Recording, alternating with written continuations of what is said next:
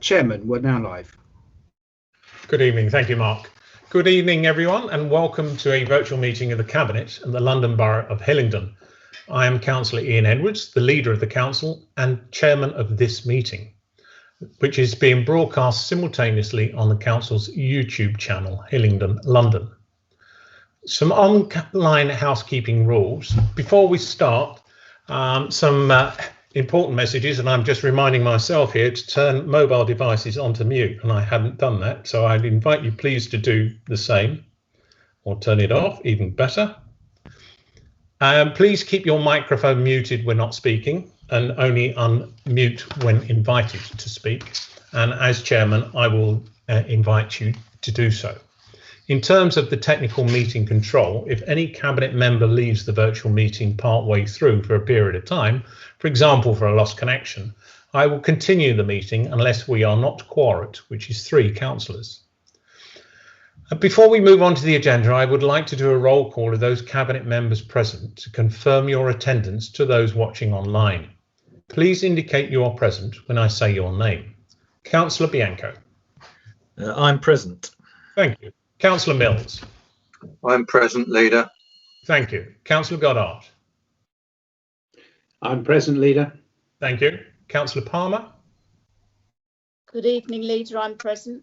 Thank you. Councillor Lavery. Good evening, Leader. I'm present. Thank you. Councillor Riley. Good evening, Leader. I'm present. Thank you. And Councillor Flynn. Good evening, Leader. I am present. Thank you very much. We also have members of the executive. And me. Oh, sorry. Councillor O'Brien. Yes, You are present. I am My present. apologies. That's okay. My apologies. And in addition to Councillor O'Brien, we also have members of the Executive Scrutiny Committee in the virtual meeting who will remain silent to listen to the Cabinet proceedings. Their attendance as observers will be recorded by Democratic Services in the minutes. And we'll now move on to the agenda. Apologies for absence. Chairman, all cabinet members are present. Thank you. Item 2, declarations of interest in matters before this meeting, and I shall take it there are no interests if nothing is now declared.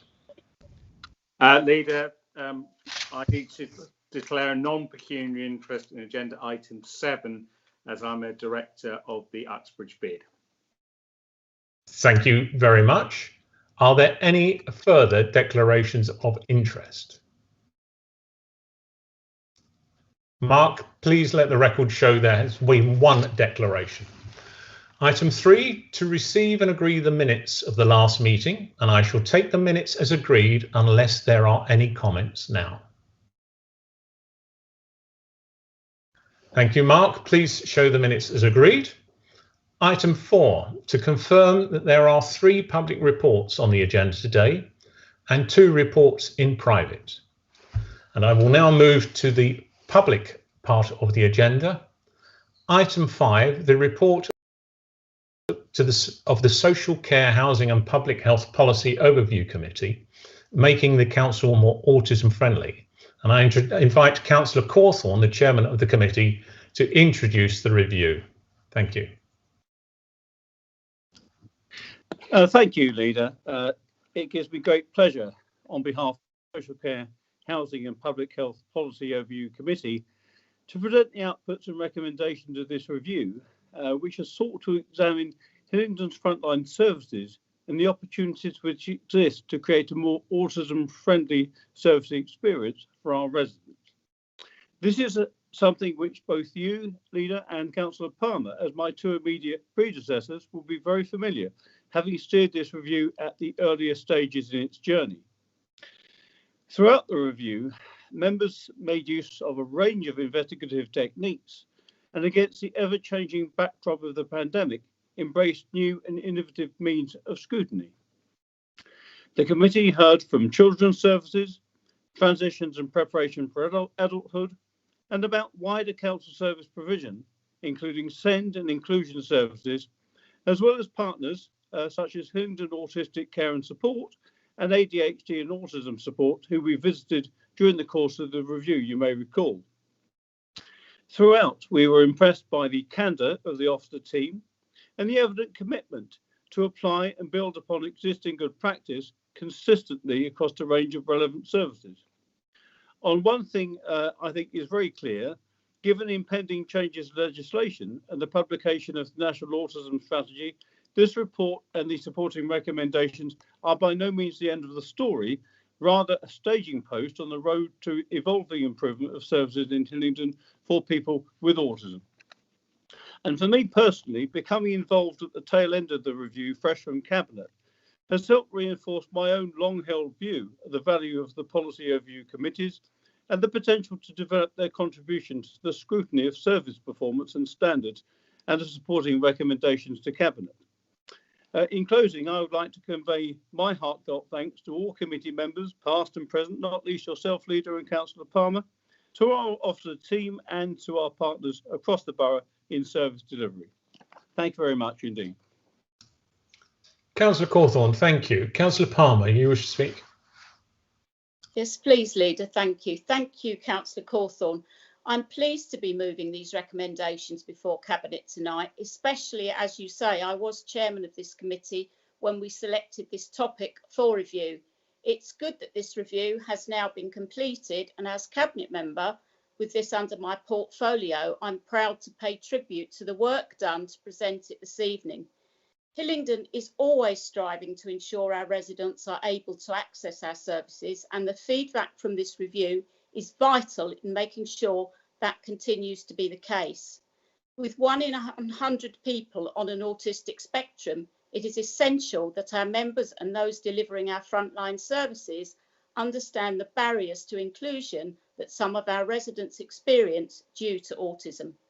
Reviews such as this are a positive way in which this authority can hear from those who use our services, and the positive areas and those we can improve on can be honestly shared. This report illustrates some excellent work being done by this authority, but also some fantastic specialist work by our voluntary partners in this field. The Centre for ADHD and Autism Support, Hillingdon Autistic Care and Support, HACS, and our own London Borough of Hillingdon Send and Inclusion team. It's particularly useful also to hear from Hillingdon Parent Carers Forum, who illustrate the lack of information and help at early diagnosis. Without the honest engagement in this review from our partners and parents, this review would have not been possible. There are 8 recommendations before Cabinet, which are both practical and feasible to promote inclusion for residents with autism who need to access council services. It is right and proper that these include training for our frontline staff when they join this council, and that this training continues, and also making our website have information available from our partners in this field. I encourage you all to see the 8 recommendations on this Policy Overview Committee review. But as I move, I wish to recognise our strong partnerships with voluntary sector and organisations and providers supporting people with autism in Hillingdon. Thank you to all officers and witnesses who took part. We cannot do this without your support. I so move. Thank you, Leader. Thank you, Councillor Palmer. Any other Cabinet members wish to speak? I would just like to say, Councillor Cawthorne, would you please convey my thanks to your committee members for the work that they have done, and also for you. And unusually, as you say, there have in fact been 3 different chairmen overseeing this particular a topic. I had a very small part to play, and what I was struck with was the effectiveness actually of witnesses being able to give evidence to scrutiny remotely over Zoom. And that is one of the learnings that have come about from the pandemic, and it is one of the learnings that I hope we will carry forward to make sure that we continue to be as accessible as possible to all of our residents when helping us develop our services from them. I found the report strong. It made me proud to be a resident of Hillingdon, seeing the strength of the community engagement, and I was particularly proud of the role that the council is undertaking in supporting all sections of our residents. In the absence of comment, I will take it that these recommendations are agreed. Mark, please show that they are agreed. Thank you. Move to agenda item 6, please. The standards and quality in education in Hillingdon. Councillor O'Brien. Thank you, Leader. I would like to propose agenda item 6, the standard and quality in education in Hillingdon 2019-2020 report. So this annual report generally gives us an indication as to how our education system in the borough is performing. It is a significant report. However, we are all aware of the impact that COVID-19 has had on schools, and last year produced a very limited amount of data. Therefore, I would like to Cabinet to note that most of the data outcomes available in this report are from the academic year 2018-2019. So for context, statutory assessments in the 2019-2020 academic year were either cancelled or modified in some way.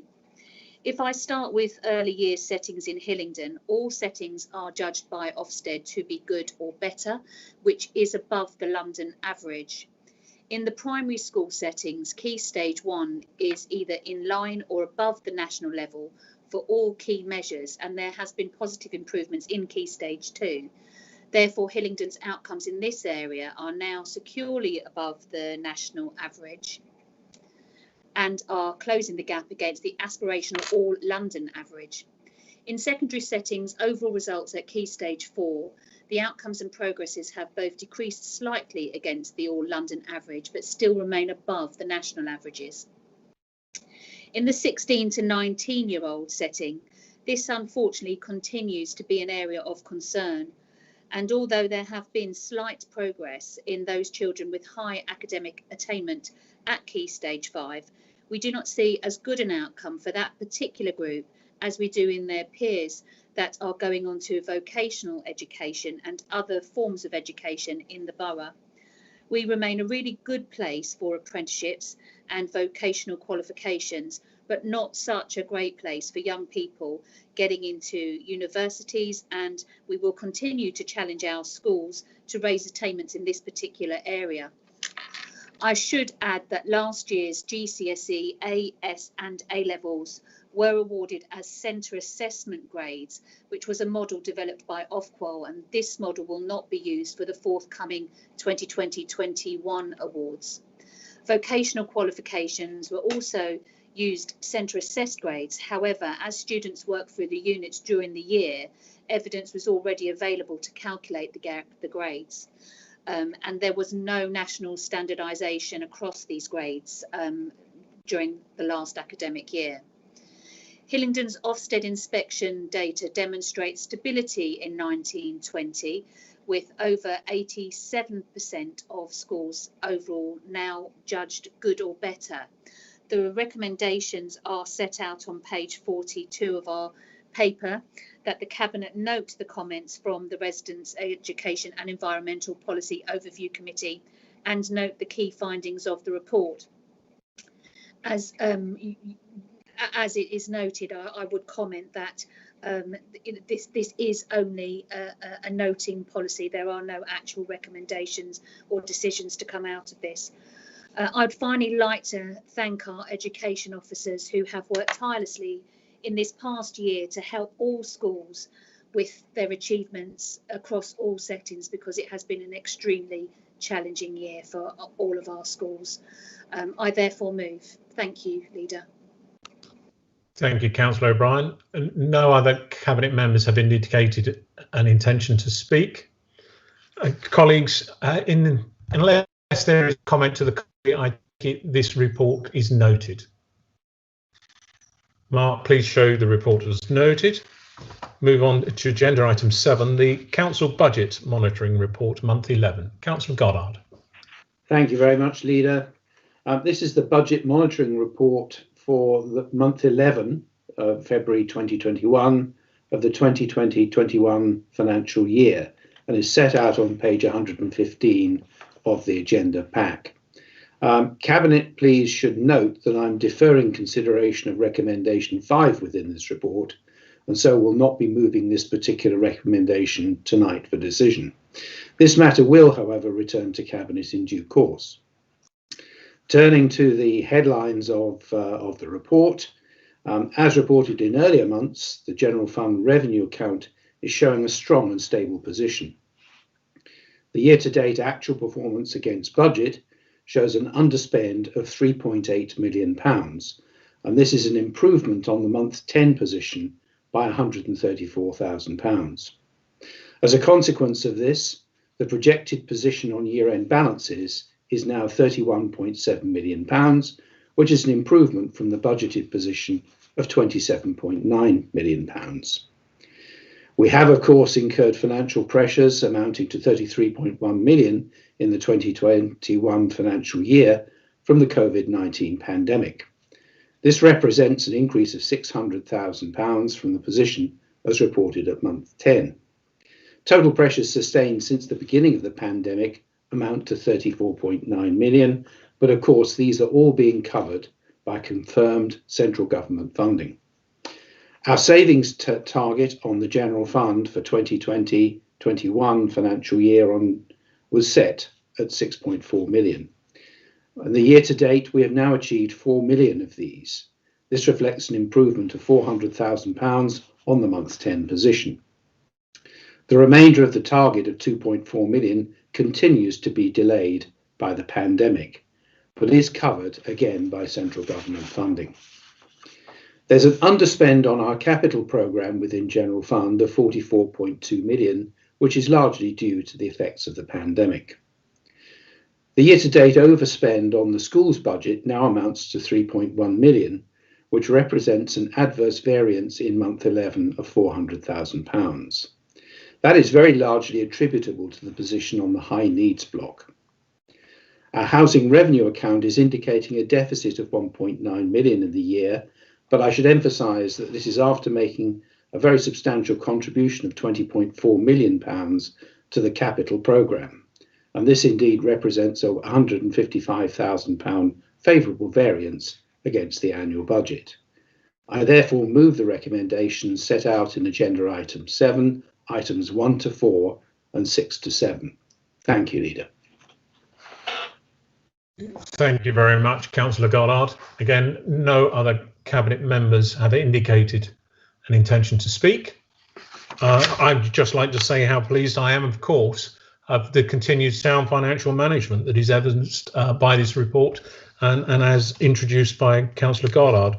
And I particularly thank officers for their continued good work, not only in this area, but also the additional burdens placed upon them in the administration of many business support grants coming out, helping during the COVID pandemic. Colleagues, in the absence of comment, I will take it that recommendations 1 to 4 and 6 and 7 are agreed. There being no comment, Mark, please show those as agreed. Thank you very much. That, ladies and gentlemen, completes part 1 of the meeting. We are now going to break the link and move into the private part of the meeting concerning contract matters. Mark, please advise us when the link is broken. Thank you. Thank you, Chairman. If councillors could stand by until the feed is cut. Thank you.